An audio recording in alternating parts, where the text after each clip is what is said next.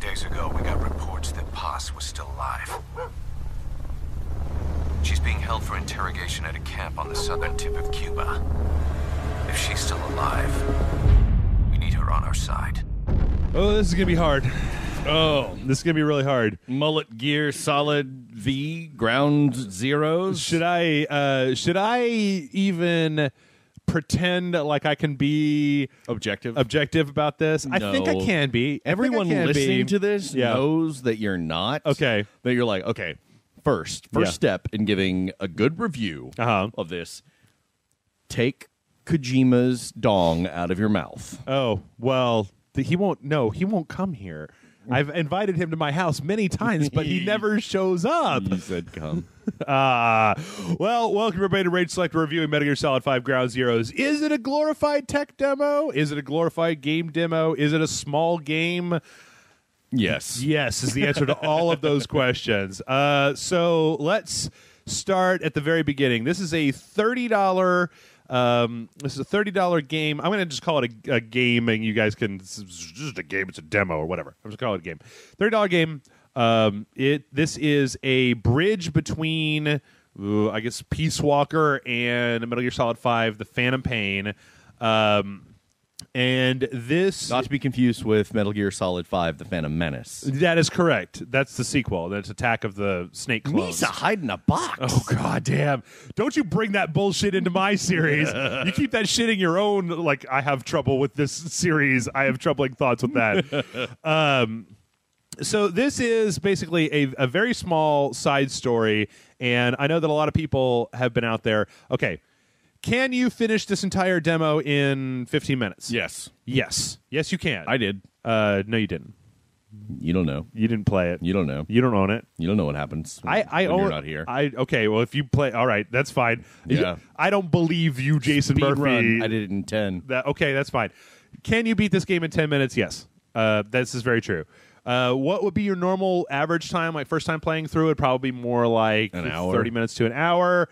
This is true. So we'll break it down here. The main portion of this is a story where Chico and Paz from Peace Walker are being held in this black site base in Cuba, and Big Boss is sneaking in to essentially rescue them from this organization that's holding them, led by, well, I can't tell if they're led by Skullface or he's pulling one over on them or whatever. There's Skullface. He's got his guys with their little reverse XOF tags. The actual specifics of the plot are too numerous to get into for a review, and we'd have to go into spoilers for about 3 other games in order to make it make any sense. But anyway, all you really need to know is that this guy is going in to rescue some people from this base, and it's this one giant sprawling base. It's got Jeeps driving around, there's tents, there's cages, there's guards all over the place. And so you sneak in from the outside, and you pull these two people out, and then the demo is essentially over. There's a cutscene. What would you say? It was about 15 minutes long, 10, 15 minutes long, something like that at the end. Yeah, it was longer than the actual game. That's not true. Well, It's true-ish. Depending. But once again, not once again, but for the first time, I'd like to say that, like, there are plenty of games out there, especially there's plenty of demos, where if you just like barrel from directly the beginning to the end, they will take you no time at all. And this is no different. This is a large area that's been set up to essentially let you get a feel for the gameplay elements of Metal Gear Solid 5, kind of demo style, with an original story tacked onto it. In fact, the best comparison that I can make to this game is Dead Rising 2 Case Zero, which was a prologue to Dead Rising 2 that they sold for $20 online to kind of give you a taste of how it was going to go. So let's get into the specifics of because this is a very different game than the last Metal Gear. Well, this is closer related to Metal Gear Solid 4, I would say, than it is to Metal Gear Solid Peace Walker. The controls on this game have been refined and changed in a lot of really interesting ways. Instead of any kind of map or anything like that, you now have the kind of... I always think of it as a mechanic that I saw first in Far Cry, where essentially you can zoom in on guards and it'll put a little pip over their head. You can actually do this in Peace Walker as well. And then whenever those guards, like, you can see them through buildings, you can see them walking. So the stealth aspect of this, your situational awareness, is basically marking these guards ahead of time and then trying to keep track of their patterns and movements and snaking between them, to get to whatever the next thing is. And you can run, you can actually dash, you can walk straight up or at a hunch or crawl on the ground. And then there's actually one of the criticisms that I have about this is that the game starts out and you're on the side of this cliff, as you guys saw in the dojo or probably any video that you've watched.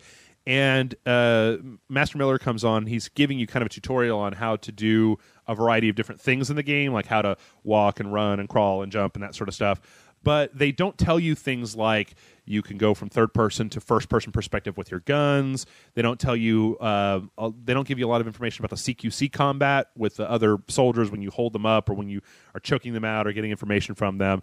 So that's a little bit of a knock, and it does something that I don't necessarily like a whole lot. And I played on the PS4, where there's a manual in the options menu that is essentially a web page that it loads up instead of just manual built into the game. I don't know. It felt just a little clunky, and I think they could have done a better job tutorializing that stuff.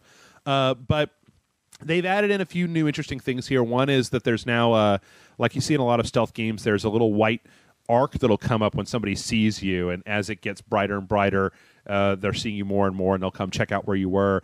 A lot of this feels like it was put into the game to make the act of sneaking around a much more organic type of thing. Like when you get behind cover, you automatically you don't actually stick to cover, but you'll hunker down underneath a thing if you're near it.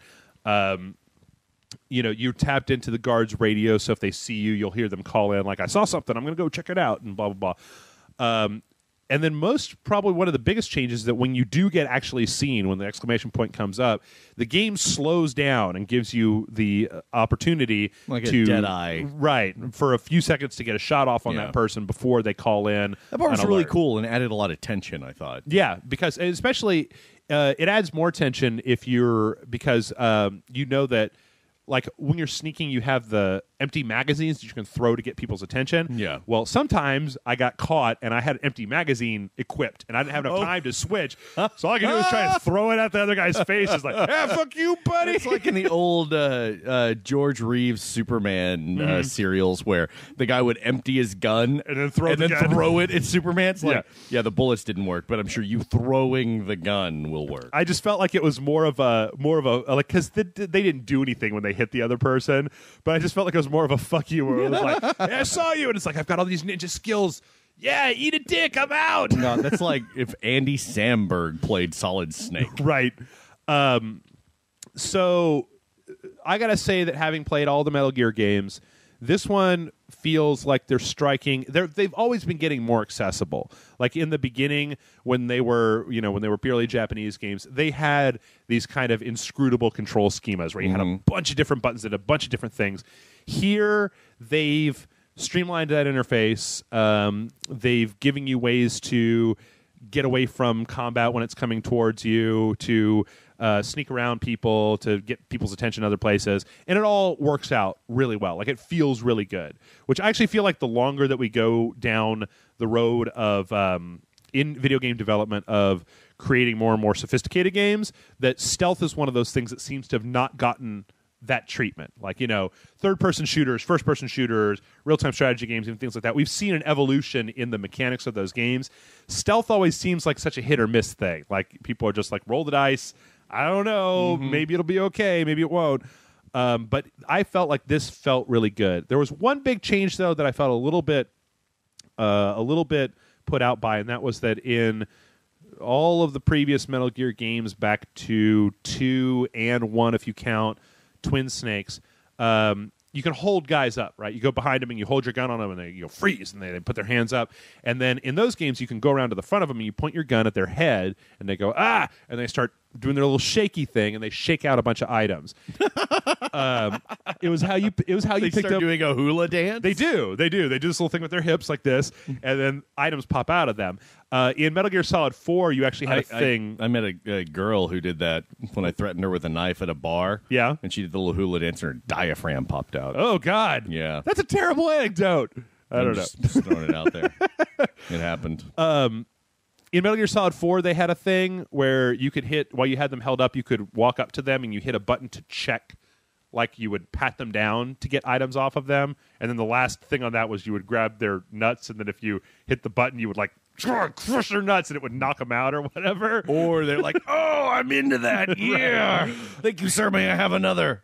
Here, at least from what I've seen, I don't know if they'll be adding it into the full, into Phantom Pain, but here, that item collection is gone. Like, you don't get anything off of people. You can grab them, you can interrogate them to find out information, which is really cool because it marks stuff on your map. So, like, they'll tell you where a certain item is, and then if you pull up your map, they'll have a little ring there that shows you, like, there's ammo over here, right? But they've taken away that idea of shaking down every guy that you run across, which I guess in some ways fits into the whole streamlining concept of you don't want to be, every time you hold a guy up, you don't want to have to play this little mini game of getting stuff off of them. But it did make stuff like your ammo a little bit more treacherous because you have to go get your ammo out of like armories instead of, or checkpoints and stuff, instead of just picking it up off of guys. So that's gameplay mechanics. They've also done a lot of really cool stuff as far as traversal of the environment, being able to move vertically, go up on top of buildings, jump to other buildings, stuff like that. There's a lot of really cool stuff here, and I feel like it strikes a really good balance between OG Metal Gear, between the mechanics of original Metal Gear and this new one.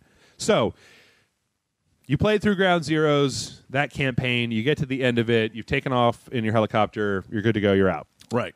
From there, they added in, I believe it's like 4, and then a platform-specific 5th mission that take place in the same area, but they've kind of remixed it a little bit. Like, all of the different missions take place at a different time of day, but like there's one where you have to assassinate some people. So you just have to find these 2 people in the camp, and you have to assassinate them without being seen, or you can be seen, but if you get seen, then they'll start running and you have to catch them on their way out or whatever. There's one mission where you're in a helicopter and it's just flying over the camp and you're shooting at people trying to extract an operative, so then you have to do some sabotage. So they do, like, that's the thing about this when people are like, it's 10 minutes and that's it, fuck it, I feel ripped off. And you go, well, they've taken what they've got here and they've done the best job they can at giving you a reason to play through it multiple times.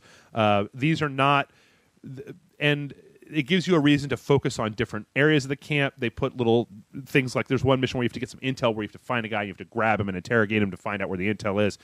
Like, they've added stuff in here to try to give you like a good cross section of all the things the game can do. Like, when you're in a helicopter, that's purely shooting. You've got a grenade launcher and a rocket launcher and stuff like that.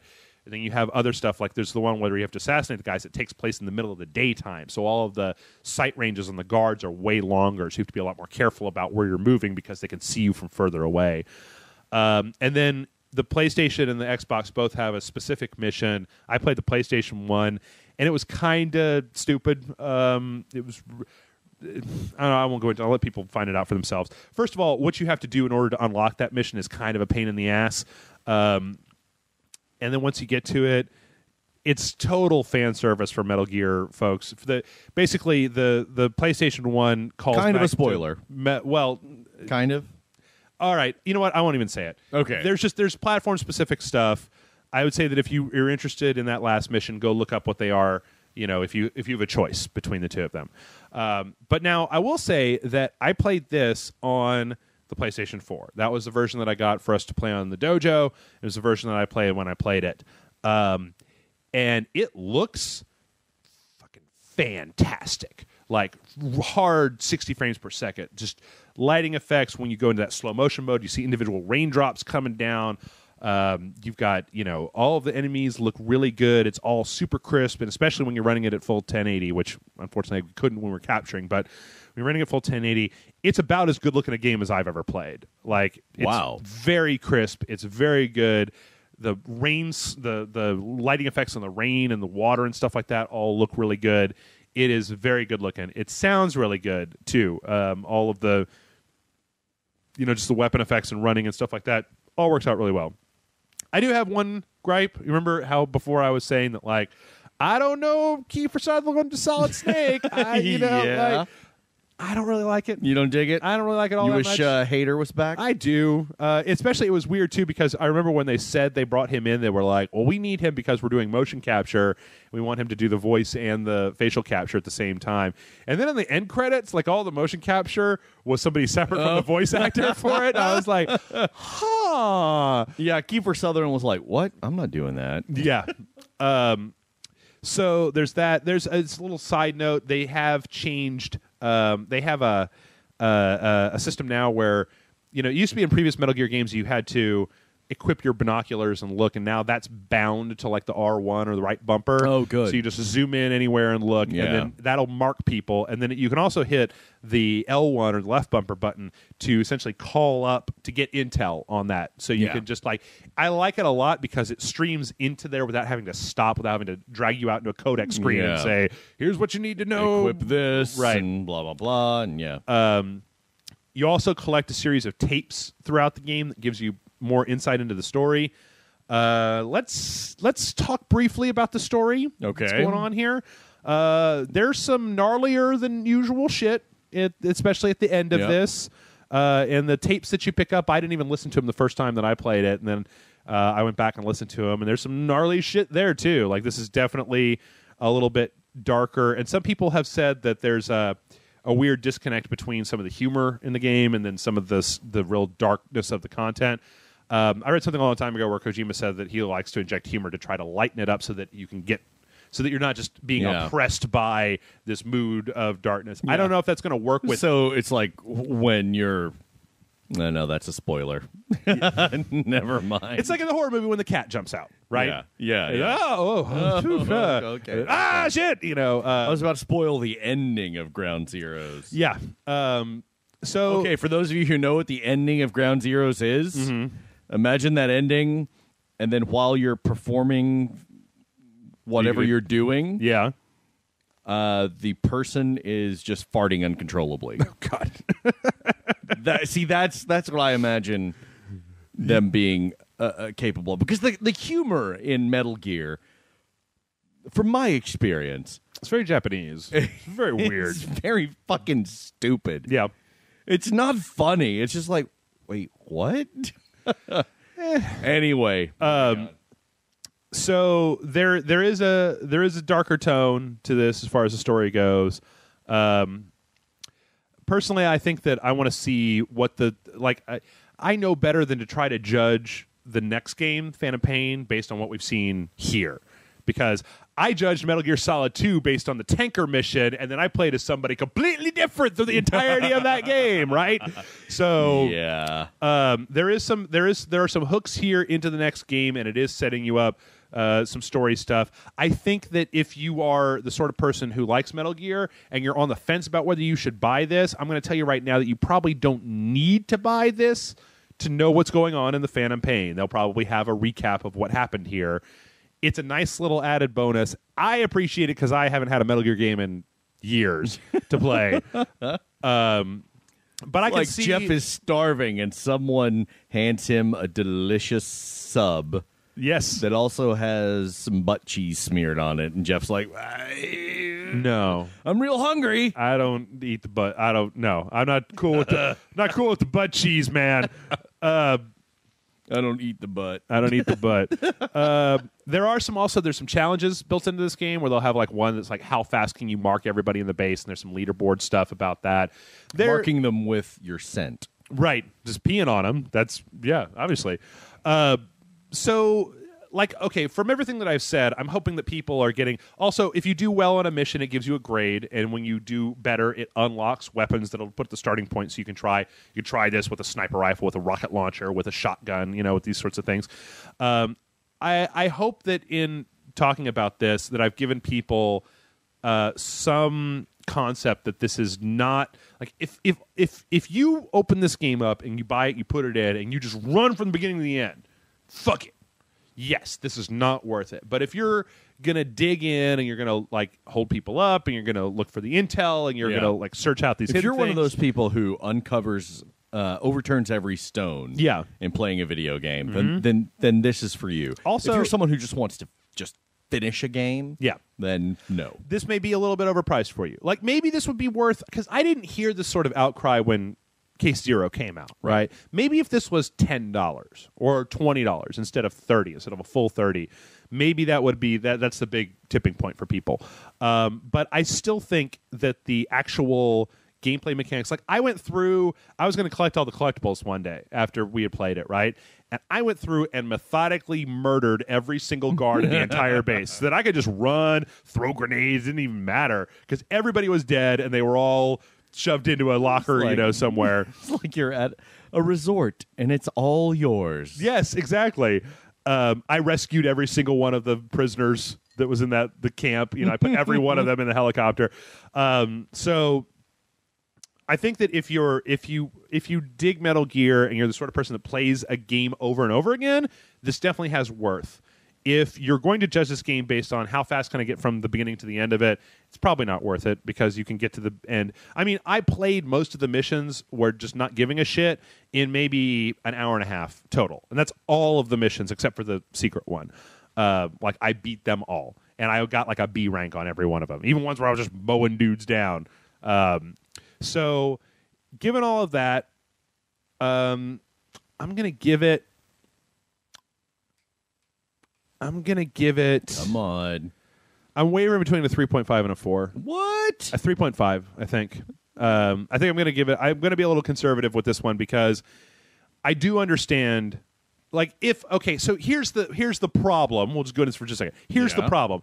If any other game franchise did this, I'd probably give it a 2. Right? Yeah. If they were like, here, give us $30 so you can just roll around in this one area. But you're a Metal Gear whore. I'm a Metal Gear fan. I see where they've tried to add value here. Whore. Okay. What's the difference, really, at this point? You say fan, I say slut. Okay. You want to keep going down? I like slut better than whore for some reason now. It is a fun word to say, isn't it? It is. It is slut. You stupid slut. I'm going to give it a 3.5 out of 5. I think it's worth it if you're a fan of Metal Gear. If you're not a fan of Metal Gear. If you're not a fan of Metal Gear, what the fuck are you even listening to this review for? Come on, you guys. No, this is not the one to turn you around. This is more Kojima madness. In fact, this may even drive you further away from the series. It's like, what? This is fucking stupid. I don't even want this anymore. So, yeah, I think it's got merit. I think it's got value. I think it's been demonstrated. And I'm kind of tempted to give it a higher score because... they've said that if a lot of people buy this, they'll try to get the game out this year. You're going to sacrifice your integrity? Don't look at me like that. That's a joke. I'm disgusted That's with you. a joke. Snake, what took you so long?